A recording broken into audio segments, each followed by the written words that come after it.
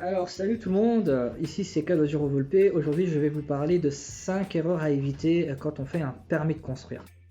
Alors l'erreur numéro 1, c'est de faire une mauvaise présentation.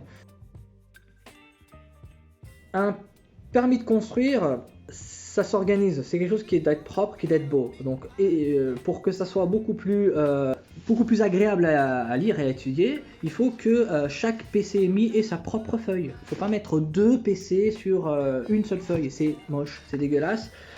Et on sait directement voir que la personne, elle fait pas attention à la présentation et donc ça donne pas envie d'aller plus loin. Deuxième erreur, c'est d'oublier de mettre les cotations et oublier de mettre les descriptions des matériaux. Donc c'est important de mettre des informations sur les PC. Donc n'oubliez pas de mettre aussi les hauteurs sous faîtage, les hauteurs sous gouttière, toutes les hauteurs des bâtiments qui sont sur le PC.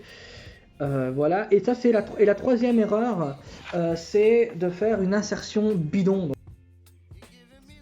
Donc quand on parle de l'insertion, on parle du PCMI 6. Donc un PCMI 6, c'est un permis de construire maison individuelle qui donne une information.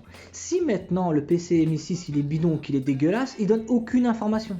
Il faut que la personne, quand il voit le PC6, il voit à quoi ressemblera la maison dans le paysage. Si c'est mal fait, il voit rien. Faites un bon PC6, ça joue énormément.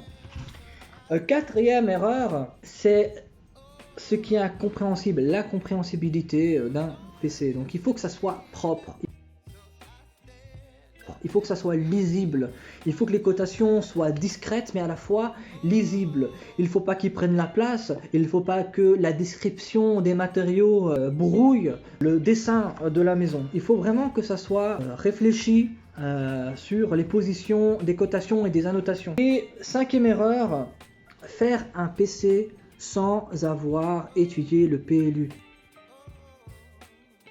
À quoi ça sert de faire un PC si maintenant la première chose qu'on voit c'est une grosse erreur qui est tellement évidente, qui est écrite dans le PLU presque dans la première page. Non, il faut lire le PLU et si on ne comprend pas quelque chose, n'hésitez pas à téléphoner à la mairie et demander le service technique pour avoir plus d'informations. Ils sont là pour vous, ils sont là pour vous aider.